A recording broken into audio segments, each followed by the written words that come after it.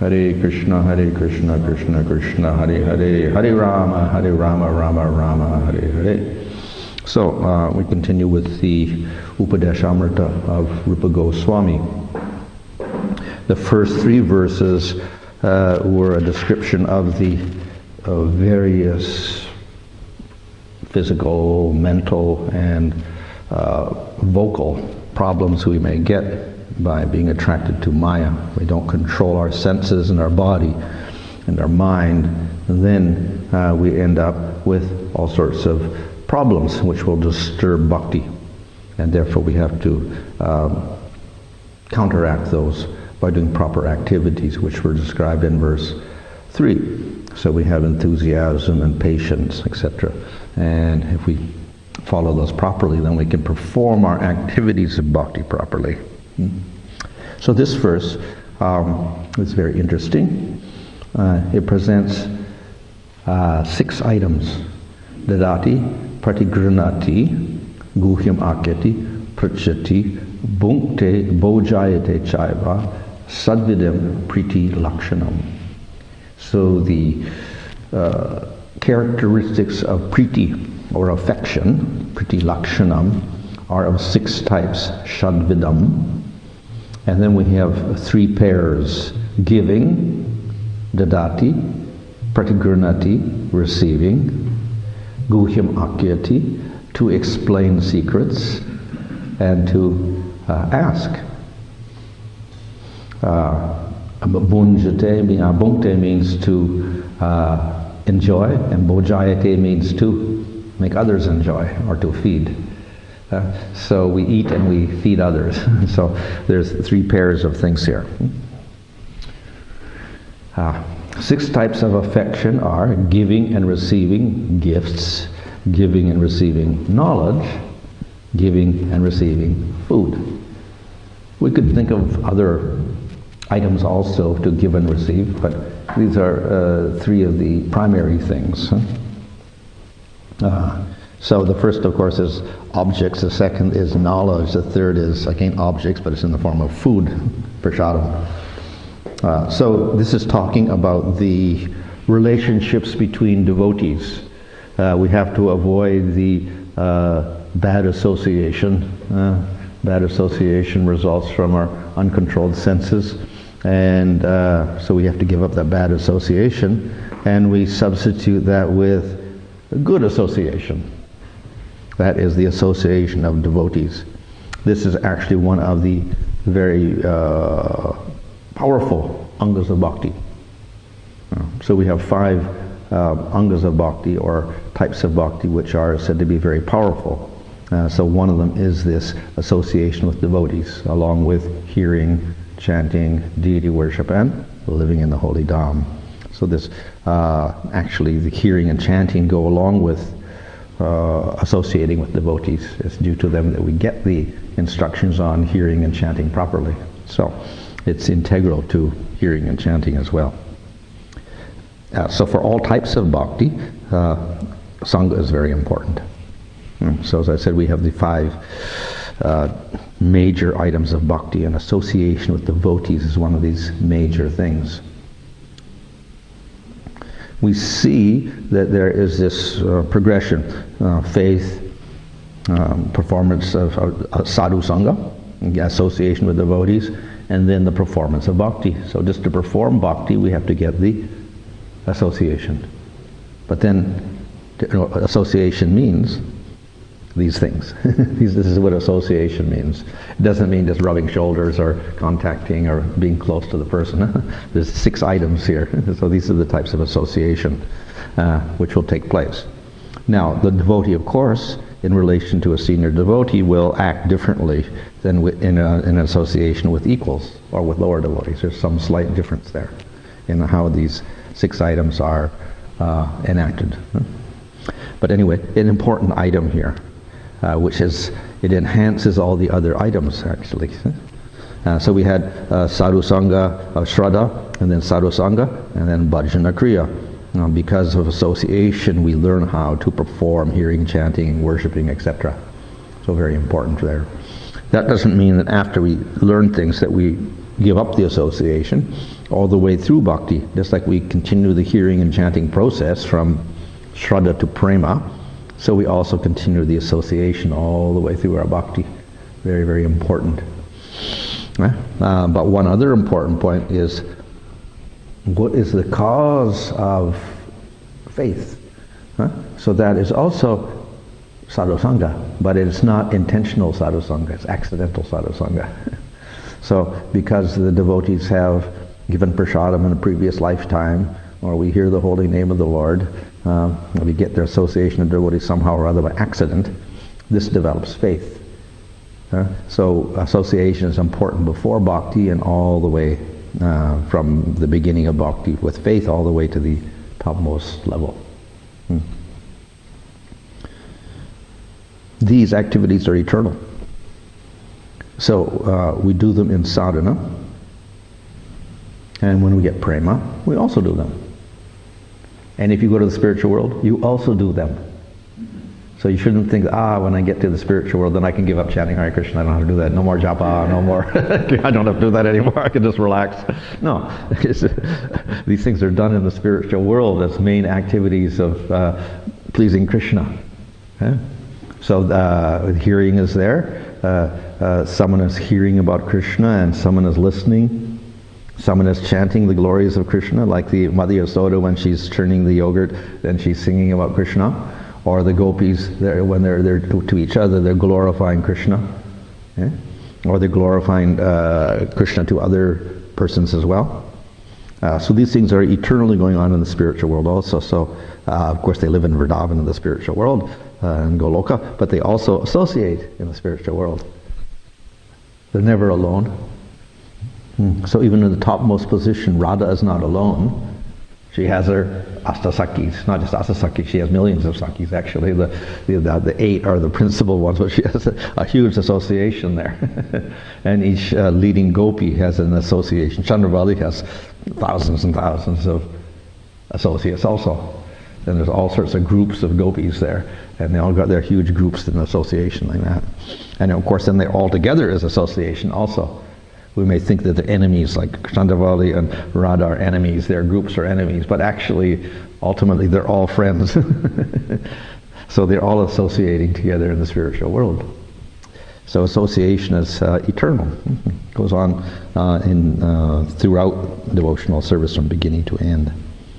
So then we have to learn how to associate. So association as the cause of all these things, very, very important. And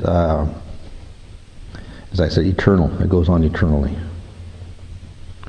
So there were these 6 items: offering things, dadati, and pratigranati, accepting things.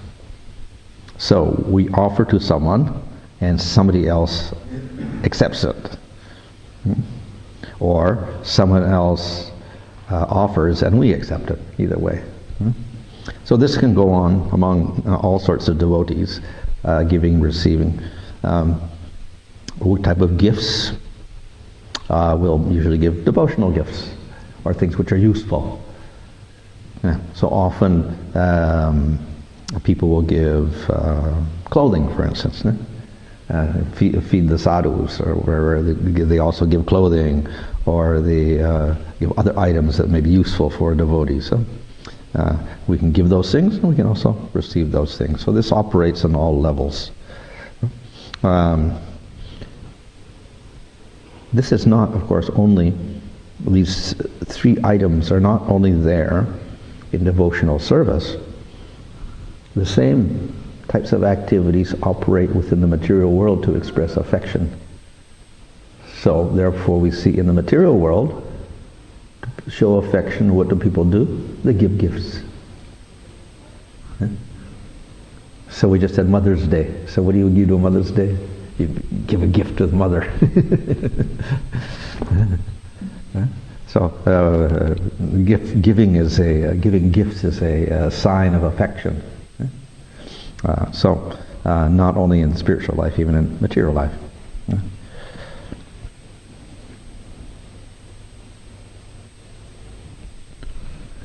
very important is revealing knowledge or giving knowledge and receiving knowledge.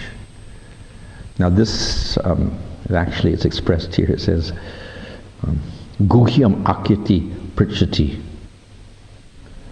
So the word guhyam is used, which means secret.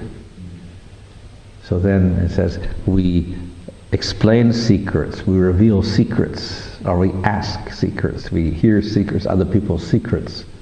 So it looks like we're all getting very, secretive, exchanging secret scandals with about people or something like that, or confidential information about this or that.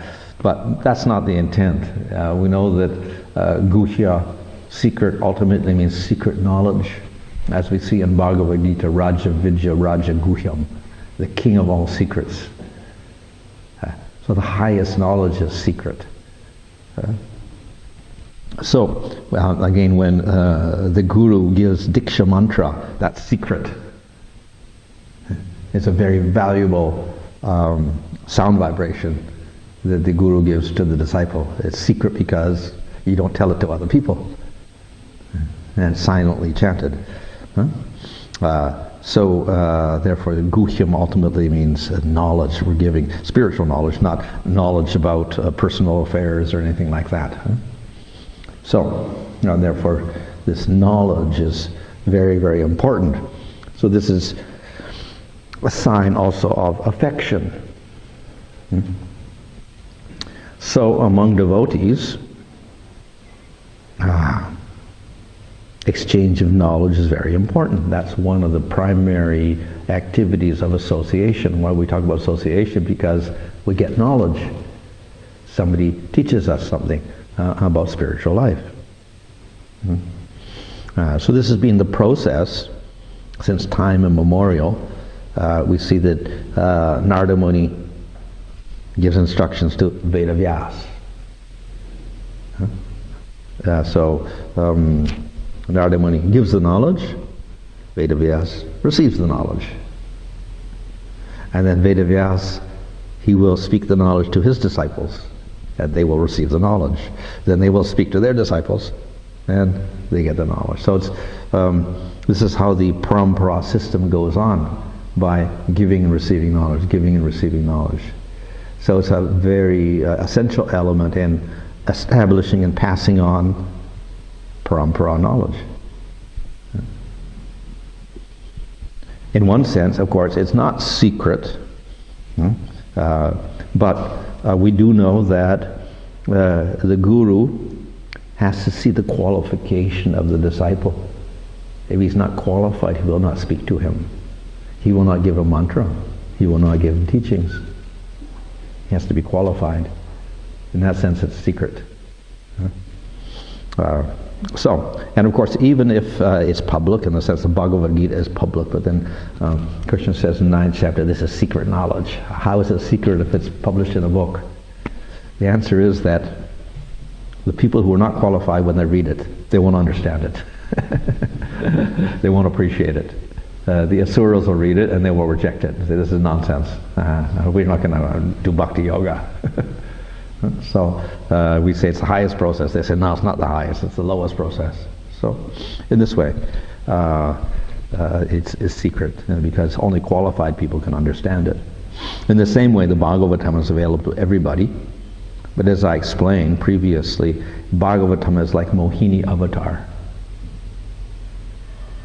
Mohini gives the nectar to the devatas and hides it from the demons, steals it from the demons. So Bhagavatam reveals knowledge to the devotees, but it hides it from the demons, or the materialists, or the unqualified people. In that sense, it's guhya again.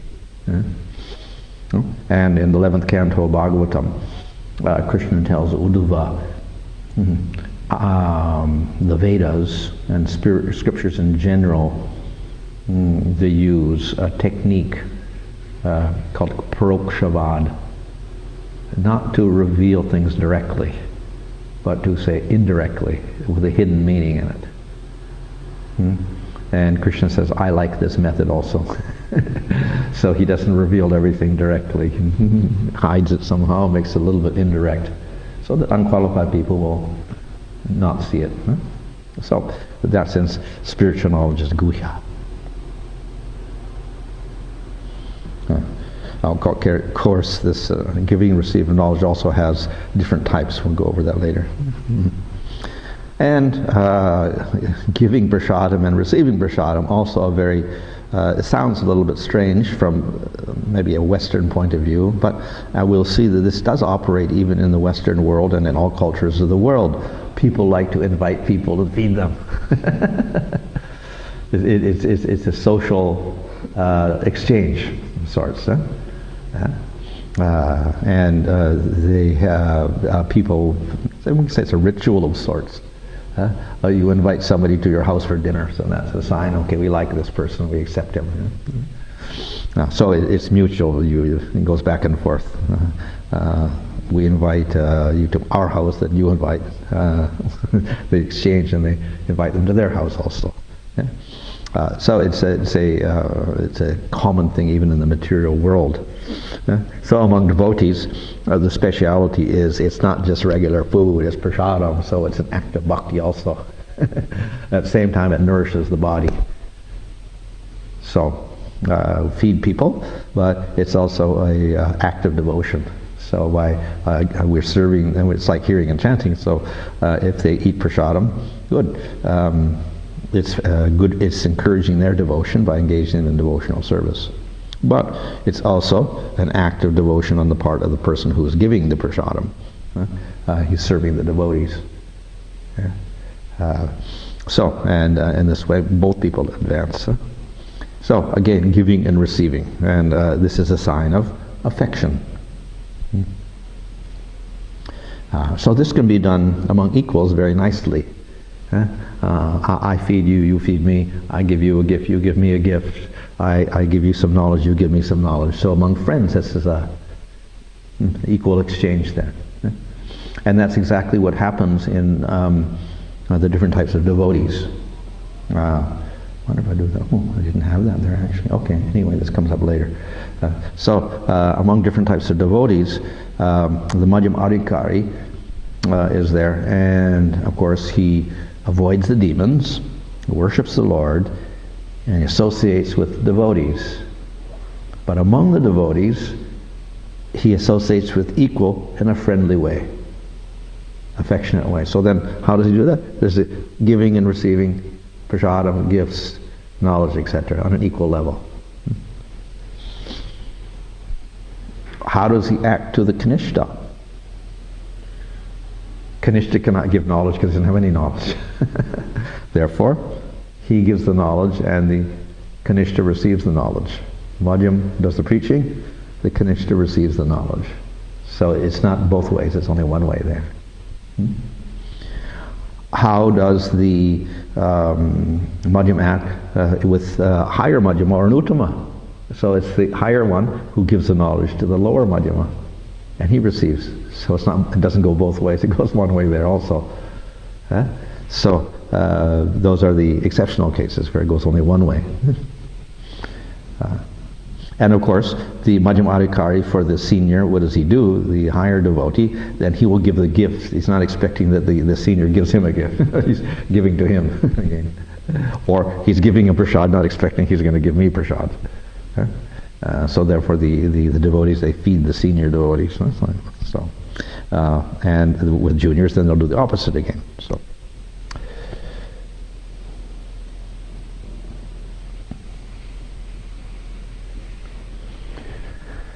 So we do this in relation to the devotees, and in this way we establish affectionate relationships.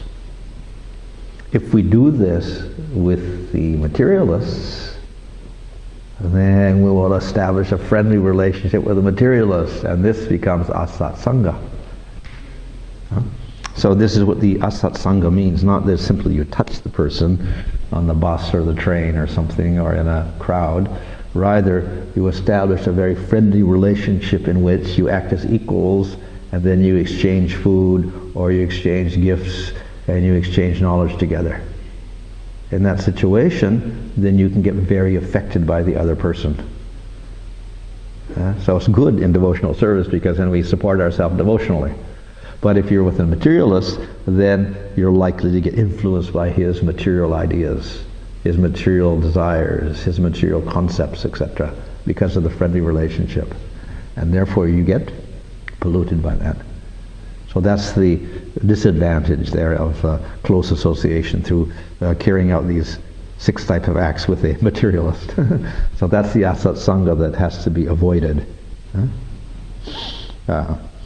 So the example is given in the Nectar Devotion that the wise man chooses his association very carefully because he knows that people are like spatikas, which means the clear crystal, and they will pick up by proximity, by closeness with the object. The crystal picks up that color. So if the crystal's with a black flower, it becomes blackish. If it's a red flower, it becomes reddish.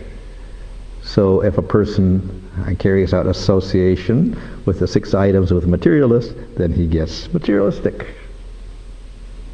If he carries out association with a devotee, of course, that's very good. So we have to have good association, avoid bad association. We have to choose our association very carefully. That's always very important in devotional service.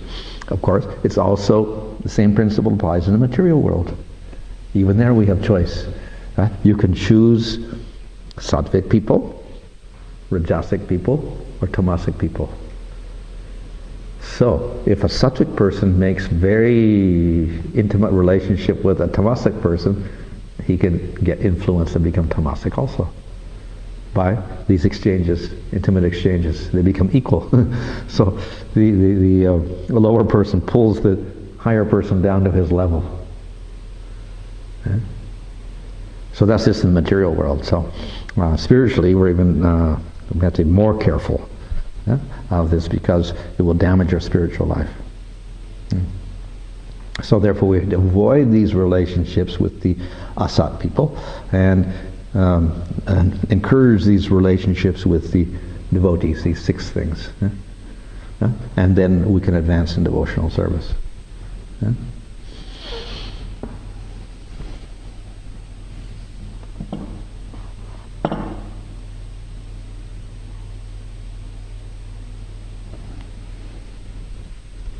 Okay, so this is how to offer respect to the devotees of different grades. Krishneta yasya giritam manas adriyeta dikshasti chet pranati bischa bhajantam isham sushrusaya bhajana vigyam ananyam anya nindari sunya hridam ipsita sangha labhya. So, one should mentally honor the devotee who chants the holy name of Krishna. Krishna iti yasyagiri, one who says the name of Krishna. Manasa adriyeta, one should respect him in the mind. So physically we don't have to do anything, but okay, he at least chants Hare Krishna. Oh yeah, okay. Diksha asti, if he's got diksha pranati vis, that means bowing down. He should offer humble obeisance to the devotee who has undergone spiritual initiation and is engaged in worshipping the deity, which means that he is, fixed in devotional service. So we can say he's a Madhyamadikari. So, therefore, we actually not just mentally respect, but we physically respect also in different ways. So with that person, of course, then we can establish these 6 types of relationships. He should associate with and faithfully serve that devotee who is skillful in worship and whose heart is completely devoid of criticizing others. So this is an advanced devotee who has no concept of ninda or criticism of others and is very skillful in his worship. That is his bhajana vigyam, very knowledgeable of how to worship the Lord. And what does he do? Sushrusha means service. He serves that devotee. So therefore we have 3 ways in which we interact with these devotees. So the first one was someone who chants the name of the Lord. So we say, he chants, but he may not know everything. So he's got some faith, but he's not so skillful. So this is the Kanishta. And in the Chaitanya Charitamrita, there Chaitanya Mahaprabhu says, anyone who chants the holy name once is a Vaishnava. So, therefore, we give him respect, mentally, at least. We may not know much. You may not know Krishna in detail. Okay, Krishna Supreme Lord, maybe he knows that much. So, give him respect. He may not know everything about the philosophy, about the process. He may have material desires, mixed bhakti or whatever. But at least he's got some faith in the Supreme Lord, so we give him respect. So we have in India many people who may chant the holy name. You'll see in Vrindavan, you go down the street, everyone's chanting Radhe, Radhe, Krishna, Krishna, everything like that. They may be very serious devotees, they may not be, we don't know. Or in Bengal, everybody chanting Hare Krishna. And Bangladesh also, all the villages chanting Hare Krishna. And we have kirtaniers, professional kirtaniers chanting Hare Krishna also. But we don't know what level they're at, and many of them aren't at a very high level at all. They're at a very low level. The professionals especially, they may be smoking cigarettes and taking intoxicants. We don't know what they're doing. So, okay, they have some sort of faith in the name, but it's very low type of faith. So we can give them mental respect at least. We don't want to associate, but we'll give them mental respect. Of course, some of them, if we see they're qualified, then we can also give them instructions. So this person, the devotee who worships the Lord with faith but does not have faith in the devotees is a Kanishta. This is the definition given in the Bhagavatam. So he doesn't associate with devotees, he doesn't got any knowledge. So he has enough faith to worship the Lord, so that's his good quality.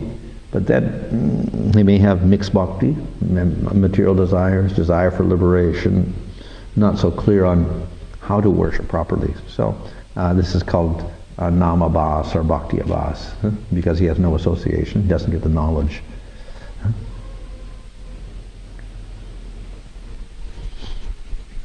The Madhyama devotee, he is in a much better position. He has understanding of the position of Krishna and of the name. So when he chants the name, he understands that Krishna is Supreme Tattva. He doesn't just chant once or occasionally, he understands that chanting is the most important process, so he chants continuously.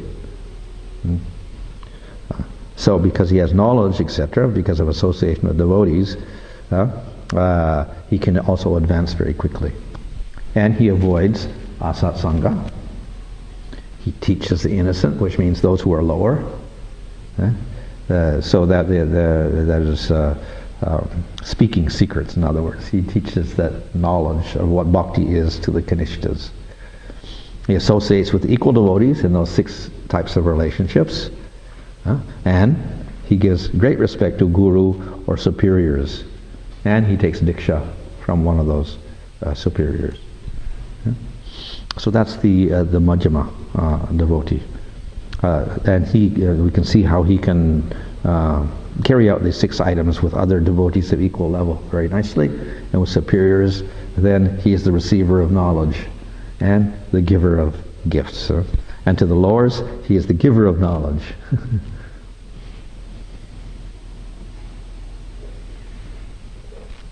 Yeah. So this is the definition that Chaitanya Mahaprabhu gives in the Chaitanya Charitamrita Krishna Nam Nirantara Jahar Vanane, that the person in whose mouth there is constant chanting of the name of Krishna. Say Vaishnava Shrestha Bhaja Tanhacharane. He's the best Vaishnava. Worship his feet.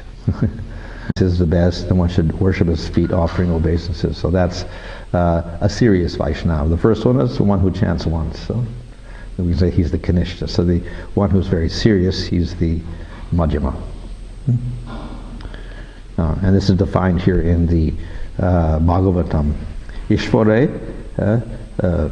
tad adineshu baliseshu disatsucha prema maitri kripa upeksha sakaroti sa madhyamaha. So the Madhyama shows prema or bhakti to the Lord, Ishvare. Adineshu means to the devotees. Maitri, friendship to the devotees. Balisheshu, that means to the innocent people, ignorant people. Kripa, he shows mercy to the innocent by teaching them. And Dvishatsu, the Dvishas, these are the people that hate bhakti. Upeksha, he doesn't associate with them, he ignores them, he avoids them. Yeah? So prema, maitri, kripa, upeksha, these are the four actions in relation to Supreme Lord, devotee of the Lord, lower persons, innocent people, and materialists. Yes? Prema or bhakti, friendship, mercy, and avoid. That's the Madhyamadikari. So in this verse is mentioned, if one has diksha, then one should offer one respects to that person, which means he's more serious. So we previously discussed this about what is the meaning of diksha. So let's say the Shastric definition is this, which we also explained previously. It means to give transcendental knowledge and destroy sin. How? By giving Vaishnava mantram. Griniyat, Vaishnava mantra. So here the guru gives and the disciple receives. This is the secret knowledge. Vaishnava mantram. And it is literally secret because the disciple is not supposed to reveal that mantra to anybody. And he uses it for his own meditation and worship. So what is that Vaishnava mantra that makes it so secret? So that there's an explanation there. So this is the definition, again, just to repeat. Diksha is so called by the wise because it bestows divyaganam and destroys sin. Div for divyaganam, ksha for papasya, kshaya, destruction of sin. Therefore one should offer respects to Guru, offer him everything and accept Vaishnava mantra according to the rules while taking diksha. So the Guru gives and the disciple accepts the mantra, and the disciple gives everything to the Guru, including gifts. So he gives and then he receives. So, what is the secret knowledge, divyaganam, that is given? Knowledge of the form of the Lord, Bhagavat Sarup Gyanam. What is the Lord's Sarup? So of course, we can say, okay, it's Krishna, like that. So that's one thing. The Guru revealed the form of the Lord you're to worship. So he may give you a Krishna mantra. Okay. Or he may give you an Nrsimha mantra, or Vishnu mantra, or Ram mantra, etc. So according to different sampradayas, the Gurus will give different mantras. So in our sampradaya, Gaudiya sampradaya, it's Krishna mantra and Gauranga mantra. These are the mantras we get. So that's the secret knowledge that's revealed in the mantra. So because it's secret, nobody else knows it. You're chanting this mantra to yourself, like Gopakumari is chanting his mantra, and nobody knows what it is. So his worship of the Lord is secret. Nobody knows who you're worshiping. So the secret revealed is you get in that mantra, you get the form of the Lord, because the mantra is a form of worship and it's got the name of the Lord there somewhere. Well, Nrsimhadev or Krishna or Chaitanya Mahaprabhu or any form of the Lord. So you get knowledge of the form of the Lord. And knowledge of one's particular relationship, Sambandha Vishesha Gyanam, Bhagavata. What is the special relationship with the Lord? That is also revealed in the mantra. So, the general relationship is everybody is Krishna Das. So So therefore we offer our respects to the Lord. So that is stated right in the mantra, because the mantras are Om Namo Bhagavate Vasudevaya. So it is, I offer my respects to Vasudeva, to Krishna. Om Namo Bhagavate Vasudevaya. So what is a relationship with the servant of the Lord? So that's the general relationship. But then we can also have special relationships. So therefore we can have Sakya Rasa or Vatsalya Rasa or Madhurya Rasa also expressed in the mantra. So Gopakumar had a mantra. Interestingly enough, that mantra can be used for Madhurya Rasa, Gopijana Vallabha, lover of the gopis. But Gopakumar, through that mantra, got Sakya Rasa. He became a cowherd boy. So it can also be used for, the relationship could be different.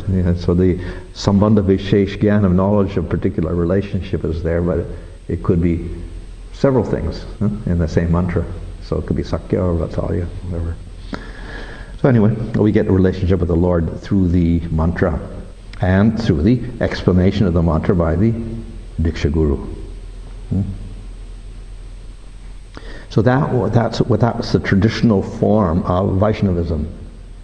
To get Diksha, to get a mantra to worship the Lord, and then we can use that mantra in meditating and doing japa, and then we use it for deity worship. So when you offer things to the Lord, you cannot just offer it, here Krishna, take that. No, you have to use the mantra. This is it, that sanctifies the relationship, or we can say empowers you to offer the item to the Lord by using your mantra. So this was the form of bhakti, deity worship.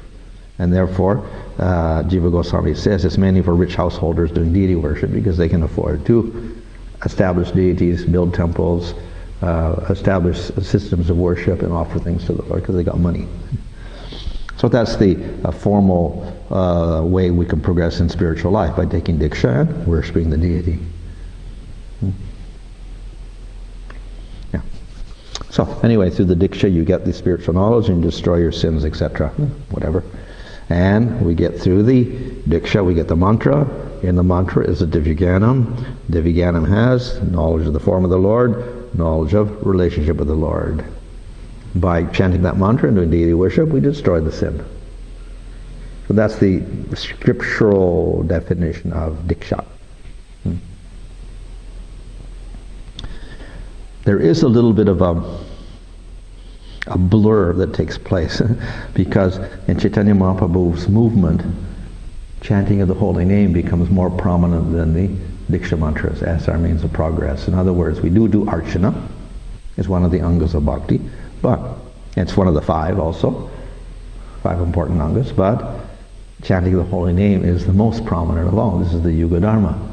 This is what Lord Chaitanya is preaching, chant the holy name. He doesn't say do deity worship, chant the holy name. So Archana is there with Diksha mantra, etc. But chanting the name is the Yuga Dharma, and this is the most important process. It does not require Diksha, but it does need association of devotees to get the proper knowledge, Sambandha Gyan.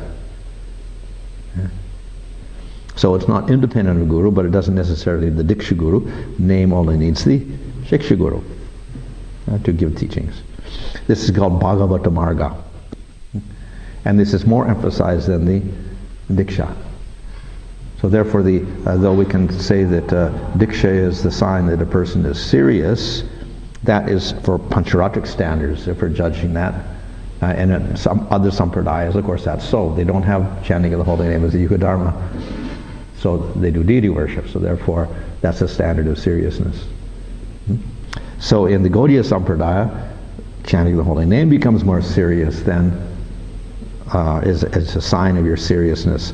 You can do deity worship, but if you're not chanting the holy name, then with any dedication, then how serious a follower you are of Lord Chaitanya. So therefore the name is more powerful for us and more serious. So one should judge the person by not so much the Diksha as by their absorption in chanting the holy name. But as I said, Diksha is there, and it's not discarded at any point by the Goswamis or any of the traditional lines that carried on the Diksha process. because deity worship also is very useful for one who is chanting the holy name. Right? So Archana Marga is often recommended along with Bhagavata Marga, that is chanting the holy name, to engage the senses in deity worship along with the chanting of the name. So we get to engage all of our senses, and we can make garlands for the deity, make dresses for the deity, cook for the deity, bathe the deity. So we can use our senses and our body and our mind in that way. Some people, of course, just chant Hare Krishna. But a lot of people, they want to engage themselves. So deities offer a lot of types of services engaging all the senses. And to do that deity worship properly, then you need the Diksha and the mantras.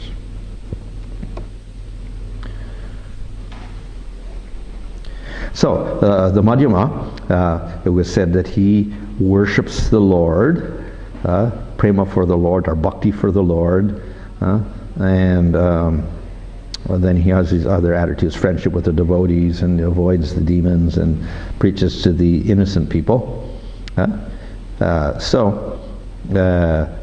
Worshipping the Lord or showing bhakti for the Lord takes two forms for the Madhyamadikari. Doing deity worship, and therefore he needs to get the mantra, and therefore he has to take Diksha. But he can't avoid, he also has to do chanting of the name. So Jiva Goswami says, along with all of the other angas of bhakti and anything else we do, we have to chant the holy name to make it successful. So it's there with everything we do. So the name has to be there. Chanting the holy name has to be there. It's our main sadhana. So the Madhyamadikari, he does worship the deity, but he also does the chanting of the holy name, necessarily. Yeah. So, therefore, both things are there within our sampradaya. The Pancharatrika Marga with Archana and Diksha, and the Bhagavata Marga with Shiksha and chanting the holy name and Kirtan. Of which the two, the Bhagavata is more emphasized for us. Okay.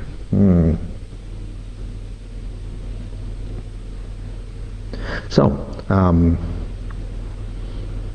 we have divided that Diksha into two parts. With that little line there, you see there. Diksha besides the mantra, which is down at the fourth item there, Krishna mantra. That's the actual Diksha according to the definition, which qualifies us for the Archana, the fifth item.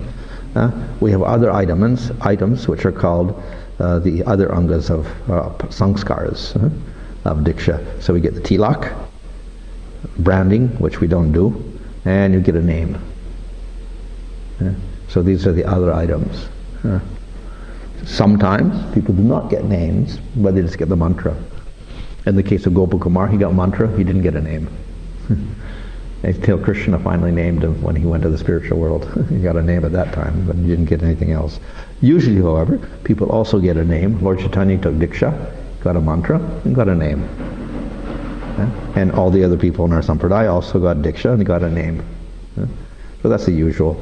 And of course they have the tilak. They don't do the branding. Sri Sampradaya does branding, we don't. And they get the mantra, etc. But in Gaudiya Math and ISKCON, we kind of divide up the process. And you get the name first, and you get the mantra in a separate ceremony. So we have two rituals as well, not one. So it becomes a modification of the standard ritual. So that's what we say, first initiation, second initiation. So we'd say they're part of one initiation because they're all part of Vaishnava initiation or Diksha, in which we get the name in the first part and we get the mantra in the second part. As well as that, of course, we're also chanting Hare Krishna, which is separate. However, we also mix the chanting of the holy name into this because in the first initiation, the Guru gives you some beads to chant Hare Krishna. So we get a formal instruction on chanting Hare Krishna in the first initiation also. We also get a third item here, which is a thing added on, and that is a Vedic Diksha.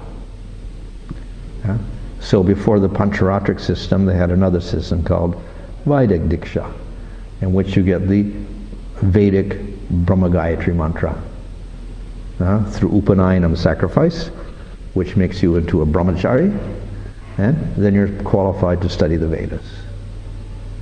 So that's tacked on to our second initiation, and we get the mantra also, so that you're qualified to chant the Vedas, which we usually don't do, but in Gurukul they do it. Yeah. So this is what that Diksha is again. So we got three elements actually here. The first initiation with getting the name, second initiation getting the mantra, plus the Vedic Diksha with the Vedic Gayatri and getting a samskar as a Dvija, or second born person. Okay, so in the same verse we got a discussion of the Uttama, and in the Chaitanya Charitamrita, this is considered to be the best person. Jahar darshane mukhe aise Krishna nam. Some person maybe makes one chant the holy name simply on seeing his face. So he is considered to be the topmost Vaishnava, Vaishnava Pradhan, if he can make you chant Hare Krishna. So this is Lord Chaitanya's definition of the Uttama. Someone who's always absorbed in chanting, and he can inspire others to chant the holy name by his Shakti. Or in terms of Bhagavatam, the Uttama is the highest devotee engages only in internal worship of Krishna, seeing no distinctions, with no hatred of others. So he doesn't distinguish between innocent persons, devotees, and people who hate the Lord, like the Madhyamadikari. Makes no distinctions like that anymore. And he's engaged in internal worship. So the Madhyamadikari mentally honors the devotees who chant the holy name of the Lord once. That's like the Kanishtas. He offers his respects to the devotees who have undergone spiritual initiation and worship the deity. Those are Madhyamadikaris. He should associate with and faithfully serve the devotee who is skillful in the worship and fully, and whose heart is completely devoid of propensity to criticize others. That's the Uttama. So the Madhyama acts in this relationship with the Kanishta, Madhyama, and Uttama. So he establishes friendly relationships with the other Madhyamas. He gives knowledge to the Kanishtas, and he gets knowledge from the Uttamas, like that. So service to the Uttamas, instructions to the Kanishtas, and all those 6 items with the other Madhyamas.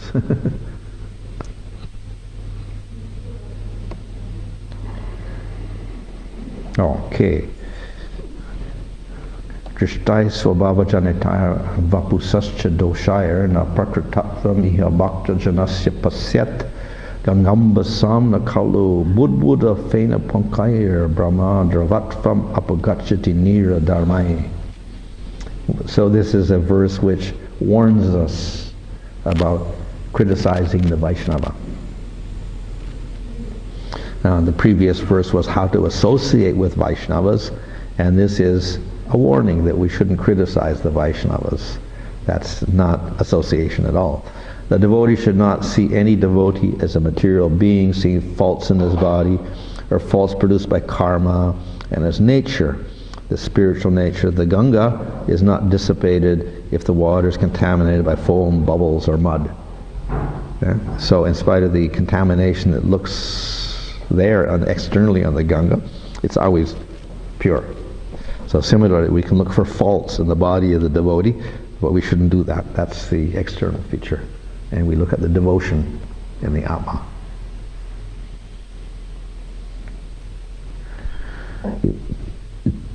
Yeah, so we have to, in other words, we avoid the criticism in seeing external aspects of a devotee. We understand his position, and we respect that, as we see, even respect the person who chants once, what to speak of the person who is a serious Vaishnava like a Madhyama or an Uttama. We have to give proper respect. Right? Why? Because, of course, that person has knowledge, they can give mercy, they can give realization, etc. So We give respect for that reason, and then we can imbibe something of that from them. Yeah? So when we give them the aparad, of course, in disrespect, then no mercy, no realization, no knowledge. Whatever the devotee can give is obstructed, and we can't get anything if we disrespect. In Bhagavad Gita, what does Krishna say? Pranipat is a necessary item to get knowledge. Then we surrender and service. And pariprashna, eagerness to get knowledge by asking questions. And seva. All of which means that we have to put ourselves in a very humble position. So disrespect means we're putting ourselves in a superior position. So how can we get any knowledge or benefit from a person? So when we disrespect and do sadhu ninda, and then no knowledge, no mercy, no realization. That's the result.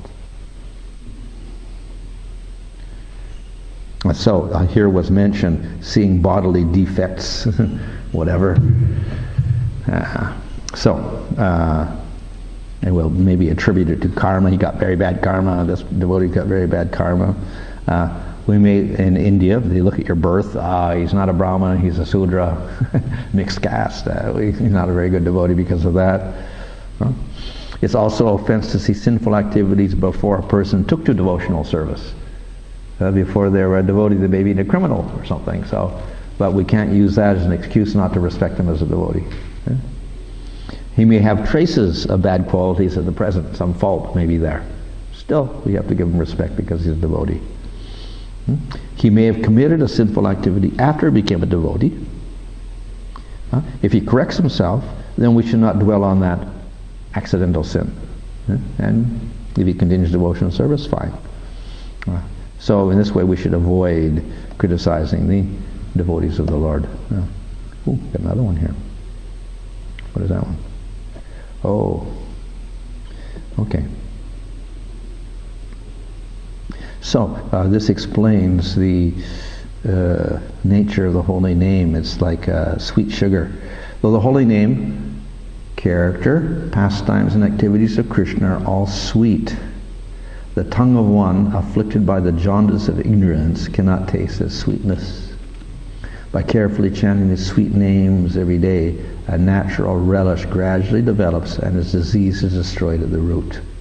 So this is an encouragement for us to carry out the sadhana of chanting the holy name. As I mentioned, we have all sorts of angas of bhakti, including deity worship, but the main item is chanting the name. That's our main process for advancing devotional service. If we are unadvanced, affected by the material world, we don't have taste for chanting the name. The name, of course, by its nature is sweet, but because of our material coverings, we cannot taste the sweetness, and instead we think it is bad. So it's like jaundice. When a person has jaundice, sugar tastes bitter. Doesn't want to take it. So if we have material disease, we think that chanting the holy name is also like bitter. It's actually sweet, but we think it is bitter. However, if we continue to chant in spite of the fact that it tastes bitter, then it gradually develops sweetness. As taking sugar candy is the cure for jaundice, so you keep taking the sugar candy even though it's bitter, then eventually you get cured and it tastes sweet. So the holy name is like the sugar for the jaundice person. So ultimately all of these different items that are mentioned here in all these verses leading up to this verse here is to develop this taste for the name. So we have to avoid the vegas and the unfavorable items, accept the favorable items like enthusiasm, etc. And then we have to follow after the devotees, as mentioned in the follow the proper activities of bhakti, associate with the devotees as expressed in verse 4 and 5, avoid the nam-aparads, etc. And in that way we get taste for the name. So in this way we can advance in devotional service. Okay. The devotees performing sadhana bhakti should always be attentive to the condition of their devotion, perceiving the state yesterday and improvement made today. If he perceives that after some days no progress has been made according to the stages given above, he must understand that some offense must have been committed. Having diagnosed the offense, he should give up that offense and correct the harm done by associating with devotees. This is an instruction given by Bhaktivinoda Thakur. So this means we have to be a little introspective and see if we're advancing or not advancing or going backwards. And accordingly, then we have to rectify the situation if we're not advancing properly. So it must be some inattention or some offense or something wrong. We have to see what it is, correct it, and then we can advance. And the way we figure out what's wrong is through associating with devotees. Yeah. So we can do that, then we can grow the plant properly. Okay, any question there?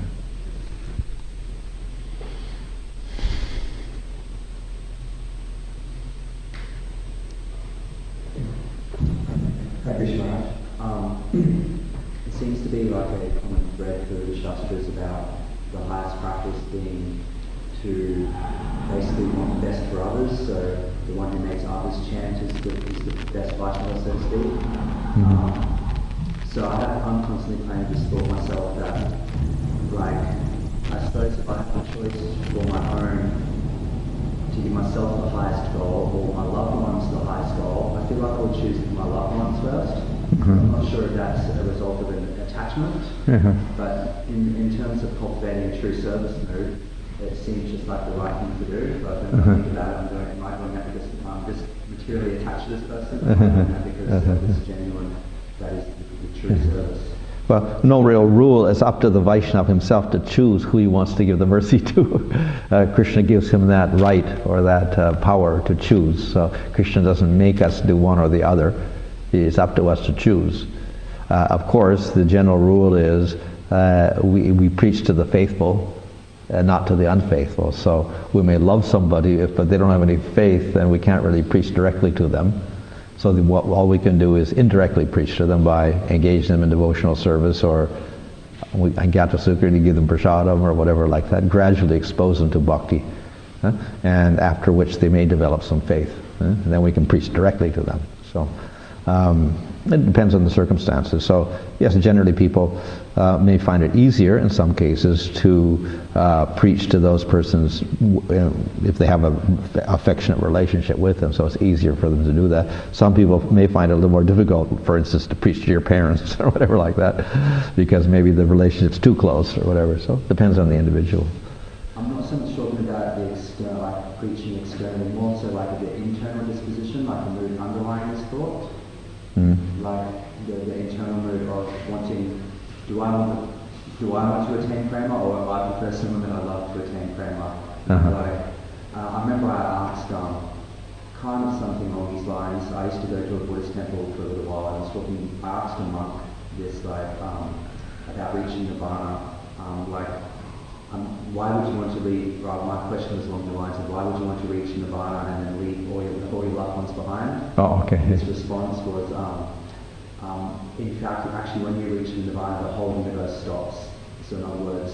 There's no more connections to anybody. Well, I don't know what he meant, but I think he kind of implied that once you reach nirvana, everything you're attached to also disappears. Liberated as well. Yeah, that's true, that's true.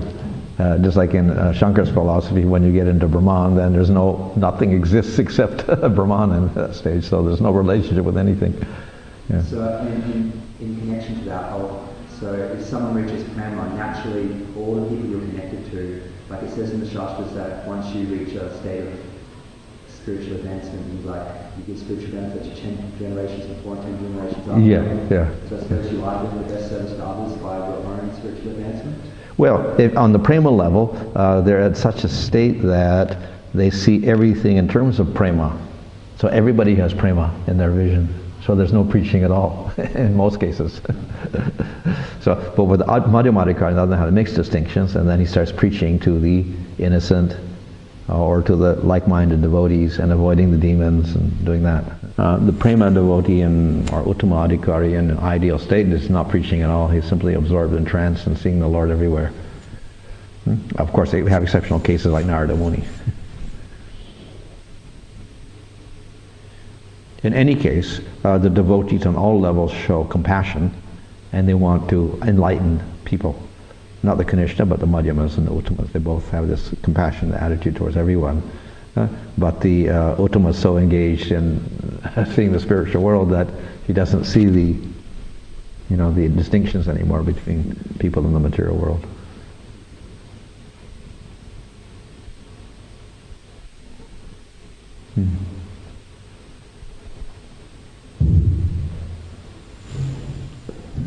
Maharaj, thank you. I saw somebody, Maharaj, making an offering, and they said that it doesn't really matter about the mantra, that Krishna is aware of the love in your heart with which you're offering it. Is that true, you're saying? Yeah. Well, it's yes and no. If we want to follow strict Pancharatra and Vidhi, then you have to have your Diksha mantras to do everything in terms of worshipping the deity. In terms of Bhagavata Marga, chant Hare Krishna and offer things to the Lord with devotion, Krishna accepts it. When the emphasis is not upon vidhis and rules and regulations there, it's just upon chanting the holy name. And in fact, there's less worship of the deity and more seeing Krishna in the names. In that sense, we don't need the mantra for that. So that's why it's the universal process in Kali Yuga. Even if you don't have Diksha, you can worship the Lord and offer things to the Lord through Hare Krishna. But that's not Pancharatra. If you want to do Pancharatra, then you have to take Diksha and get the mantra. So there's two things, but we emphasize the name of the Lord. In any case, even with the Pancharatra, if you chant your mantras, you don't have devotion, still the Lord doesn't accept it. So devotion is necessary in any case. But in Pancharatra, then there's some rules you have to follow for that.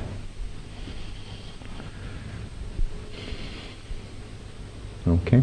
You mentioned how in French, someone who is in French, he doesn't preach, and then you gave the example, the only exception of Narada Muni, but I was just wondering, what about the rest of the gurus, like Bhaktisiddhanta, Srila Prabhupada? Yeah. Well, yeah, it was an exception, not only Narada Muni, and they can. So, but the usual process is, we'll see with many of them, that they tend to withdraw from the world completely because of their trance and prema. Something like Chaitanya Mahaprabhu in his later years in Puri. He was so absorbed in that he wasn't really preaching much anymore at that time. So most of his preaching was done when he was in Navadvip there. And when he went to South India, so then when he was in there, we can say he's always in Prem because of the Supreme Lord, but he just showed that quality of becoming absorbed in, trance and, seeing the Lord everywhere. So therefore he was less into preaching because he was so absorbed in that. So that happens to many devotees when they get to that Uttamadhikari level. Not all, but many of them, they get absorbed in that, and then they're not aware of the world anymore. So according to you, Bhaktisiddhanta, Srila Prabhupada, were they Uttamadhikari? I can't say, but we can say that there are exceptional cases where they do preach, so if they're preaching, then we can say exceptional cases. Or you could say they're elevated Madhyamadhikaris also. Sorry? Or one could say that maybe they're elevated Madhyamadhikaris, or Uttamas who are acting like Madhyamadhikaris, and whatever.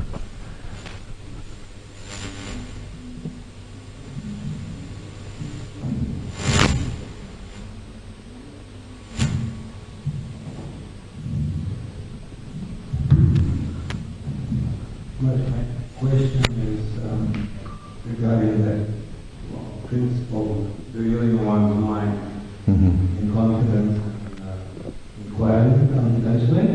So you mentioned that it pertains to spiritual knowledge. Yeah. So kind of exchanging spiritual knowledge. Yeah. So is it not related to just, making friends with the devotees and speaking a little bit of Prajalpa? Should we do that, you're saying, or? No, I mean exchanging something confidentially, but not directly related to the spiritual knowledge. Is it in this kind of category? Oh, well, probably ideally not. That's more like Prajalpa, isn't it? But obviously, it should be somehow connected with devotion, not completely separate from it. Yeah? But in that case, you wouldn't call it guhya anyway, would you? In the normal sense of the term.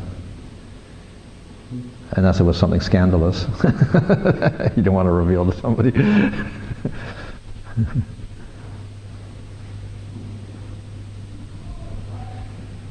Okay. Hare Krishna.